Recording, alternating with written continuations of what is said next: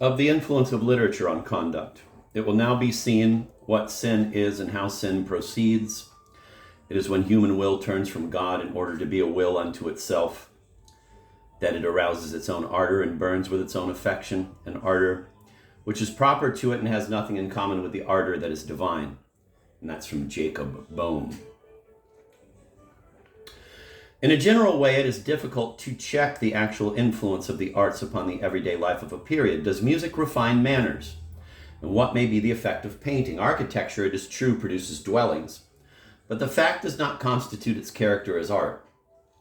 So with this or that philosophy, very different, however, is the situation of a literature, which may be shown historically to have bestowed its vocabulary upon passion. If literature can boast of having affected the manners of Europe, it is certainly due to our myth. More accurately, it is due to the rhetoric of the myth, as inherited from Provençal love.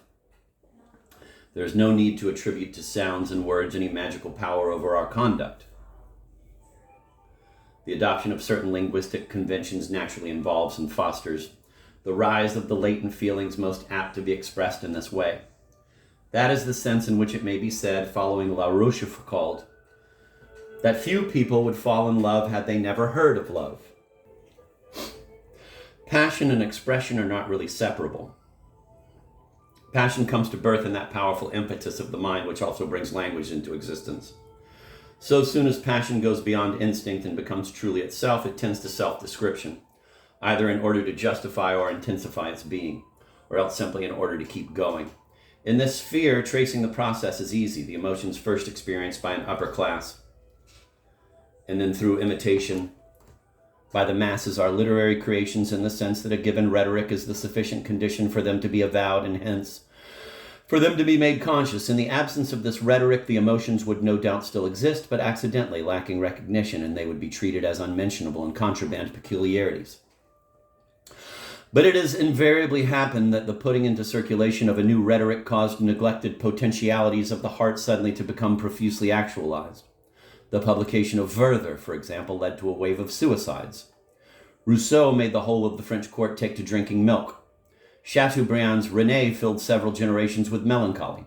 This is because in order to admire nature unadorned, to adopt a certain gloomy mien, or even to commit suicide, it is necessary to be able to explain, either to oneself or to others, what one is feeling. The more a man is given to sentiment, the more likely is he to be wordy and to speak well. Likewise, the more passionate a man is, the more likely is he to reinvent the tropes of the rhetoric, to rediscover their necessity, and to shape himself spontaneously according to the notion of the sublime, which these tropes have indelibly impressed upon us. That is why it will be easy enough to mark the stages of the transformation undergone by the courtly myth and the morals of the peoples of Europe. It can be taken for granted that except of course for certain delays and simplifications, these stages have kept pace with the literary transformations to which over the same lapse of time the myth was being subjected. In describing the sweep of classical mysticism, I was able to note the moment at which the myth was incorporated. The sweep was an ascending one and led to a release through a snapping of the spell. Literature, on the contrary, is the way downward to manners. Hence it is the popularization of the myth, or better still, its profanation. This word I am invariably using in the two senses of sacrilege and of secularization. Hence, it is the popularization of the myth, or better still, its profanation, that I am now going to survey. 2. The Two Roses. The best starting point is supplied by the Roman de la Rose, written between 1237 and 1280, about a century after Bérulle and Thomas had produced their versions of Tristan. The Albigensian crusade had devastated the courtly civilization of Languedoc and scattered the last of the troubadours. What happened to the tradition of love? It seems clear that as early as the middle third of the century, the heretics, now being hunted by the church and dispersed all over Europe, forsook giving literary expression to their religion. Likewise, Catharism was henceforth to be buried in the deep and dumb layers of the people, whose social life precluded noble ceremonial, so that the magnificent symbols of the great age of feudalism were no longer available. The apparent silence, however, did not halt its progress.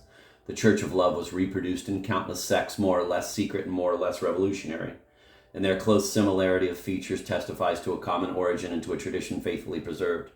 In fact, all these sects denied the dogma of the Trinity, at least in its orthodox form. All evinced a high-flown spirituality. All professed a doctrine of radiant joy. All were anti-clerical, cultivated poverty and vegetarianism, and displayed an egalitarian spirit, extending in some instances to complete communism. Presently, these same features were being displayed altogether among the brethren of the Free Spirit and the Rhenish Ortlibrians, who were perhaps in touch with the Waldenses, neighbors of the Cathars, and not only among the Waldenses themselves, but also among the disciples of Joachim of Florus, among the Beguins and Beghards of the Low Countries, the English Lollards, the Moravian Brethren, if not among the Hussites, and further among the heretics of the Reformed churches, Schwindikfeld, Weigel, and Anabaptists, and the Mennonites. Luther, Calvin, and Zwingli fought these dissenters with the same violence that Rome had employed against its own sectarians, but they could not and did not wish to wipe them out entirely. Nowadays, Mennonite communities in which Russian strains have mingled, Doukhobors and Klistits, exist as far afield as Canada and Paraguay. Their notion of love has not changed.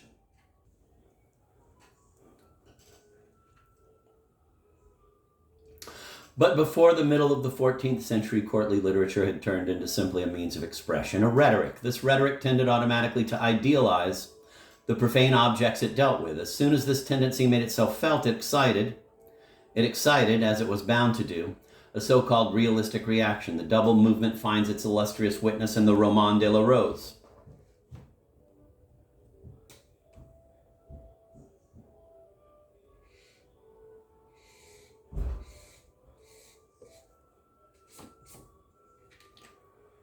Which was written in two parts, each by a different author. The first part, produced in about 1237, was the work of Guillaume de Loris.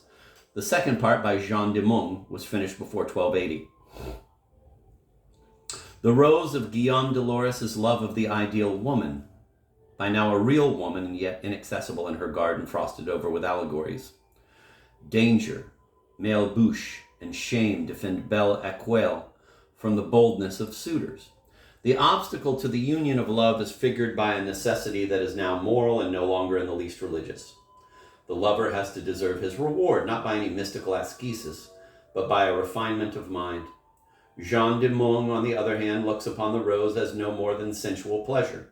A most outspoken realism supersedes Loris's fiddle-faddle. Platonism gives place to an apology of sensual enjoyment, and emotional fervor to cynicism. The rose is won by main force. Nature triumphs over mind, and reason over passion.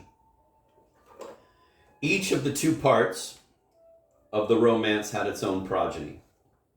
Loris led to Dante, who perhaps translated him, and on to Petrarch, and much further down to the allegorical novels of the 17th century and to La Nouvelle Heloise in the 18th.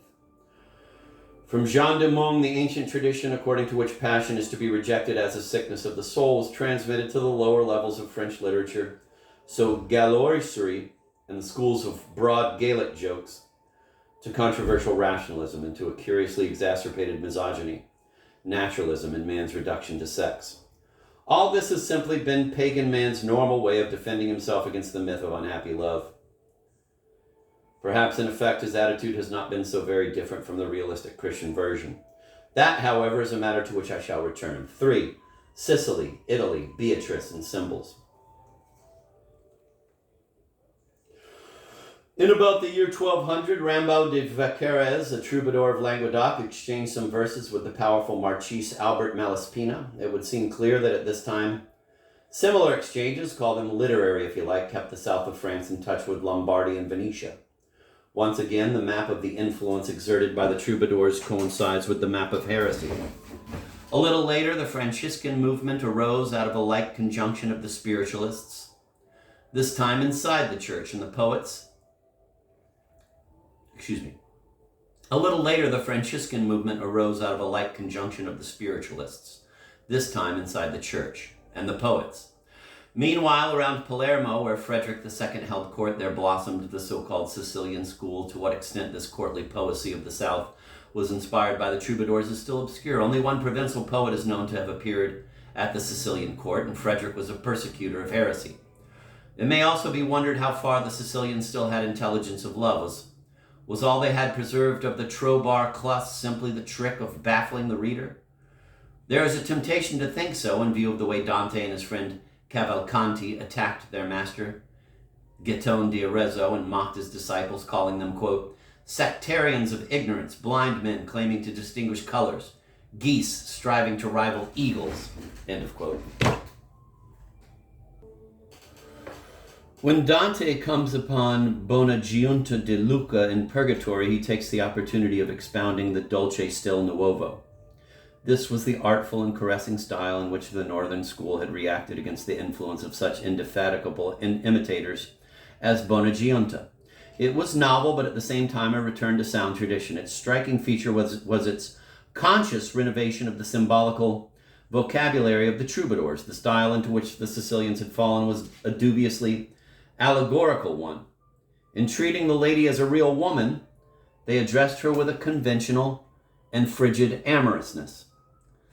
Dante, Cavalcanti, and still others favored more spontaneity, more of the ardor of a wooer, but they were nevertheless aware that the lady was entirely symbolical. Indeed, they were not only aware of it, they said so, and this was their novelty.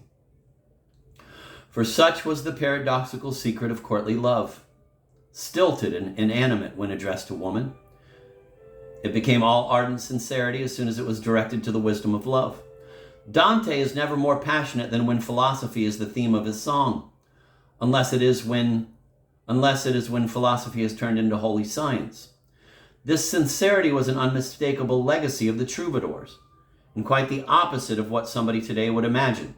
In the Convivio, Dante speaks of it as a secret needing to be veiled in, quote, a lovely deceit, end of quote. This the Cathars had well understood, but it should be borne in mind that they never said so. It is because Dante and his friends felt that they must define their art that better than anyone else these Italian poets enable us to pierce the real mystery of the troubadours. Rather in the way the 7 colors of the spectrum can be distinguished at dusk, whereas in broad day they form but a single luminousness, the very strength of which precludes analysis. It is at this stage of poetry that the themes mingled by the Trobar and the artless transparency of his symbolism become evident. Jacopo da Lentino, last of the Sicilians, utters the following plaint. Quote, oft doth my heat die, and more cruelly than by a natural death for your sake, lady, whom it desires and loves more than self. I have within me a fire that I feel will never be put out. How is it that this fire consumeth me not? End of quote. Dante too says, quote, love that discourseth. Dante too says, quote, love that discourseth to me in my mind yearningly of my lady, moveth many a time such things with me anent her, that my intellect loses its way among them. His discourse soundeth so sweetly that the soul that heareth him and feeleth must cry, oh me, that I have not power to tell that which I hear of my lady. End of quote. And the symbolical meaning of the lady can no longer be in doubt when Guido Guincelli refers to her as the source of our faith. Quote, there goeth she along the road so filled with nobility and grace that she puts down the pride of him to whom she giveth greeting, and be he not already of our faith, she doth bring him to it.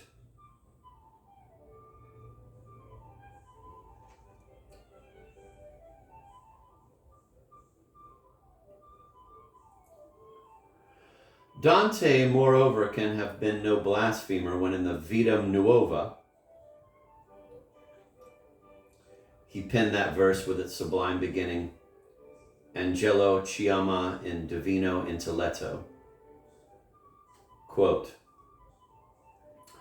an angel crieth in its divine intelligence and said, Lord, in the world a marvel is displayed in act emanating from a soul that shineth after as here on high. Heaven that hath no other lack than to possess her, craveth her of its Lord, and every saint entreateth the grace. End of quote. Pity alone defendeth our cause. Oh wait, this is still in the quote. Pity alone defendeth our cause, for God speaketh, intending my lady. Beloved mine, now suffer in peace that your hope be, so long as it pleaseth me. There where is one who looketh to losing her, and who in hell shall say to the damned, I have beheld the hope of the blessed. End of quote. Can he have been referring to Beatrice as a woman? Is it her presence as such that the saints entreat, and that is the hope of the blessed? Or is she the Holy Ghost in the act of upholding his church with the charity of Christ, pity, till every soul shall have been able to attain to the new life? Beatrice certainly existed, and Dante certainly loved her. Hence, here we have a sublimation, the opposite of what happened in the case of the troubadours. Beatrice becomes in turn philosophy, wisdom, and the holy science that shows the way into paradise and makes intelligible its mysteries.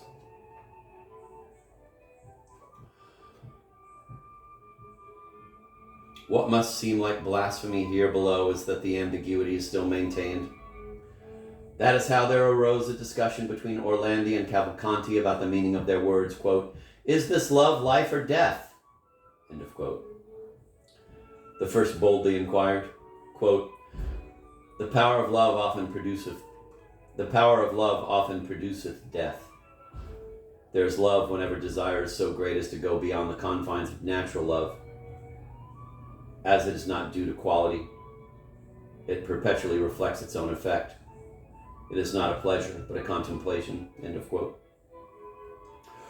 There can be no doubt about it. Love is mystic passion, but the part played by natural love in the heavenly prospect still needed to be made clear. This was done by Davanzati, when in a little fable written towards the end of the 13th century, he described the real nature of the love he praises and insisted that it is perilous to stop short at the terrestrial forms which are merely its image. He says, quote, as a tigress assuageth her cruel pangs by gazing into a mirror, wherein seemingly is the image of the whelps she hath been seeking. Thanks to this pleasure, the hunter is forgiven. And she tarrieth there, and goeth not in pursuit. So he whom love hath penetrated draws in life from beholding his lady. For 'tis thus he doth assuage his heavy affliction. But the lady hath not a kind heart, the day passeth, and his hopes are unfulfilled. End of quote. Here, unmistakably, the lady with the unkind heart is a woman who turns love to her own advantage. In a moral bestiary belonging to the same period, I find the same fable with this ending, quote, I trow this beast is ourselves. Her whelps whereof a hunter hath despoiled her are our virtues. And the hunter is the devil, who maketh us to see that which is not. 'Tis thus that many have perished, because they put off going after the Lord. End of quote. The moment was approaching when poets would yield to the spell of the mirror and of profaned rhetoric. Petrarch allowed himself to be snared by that which is not but the image of his Laura, who, as he later lamented, detained him overlong from, quote, going after the Lord, end of quote.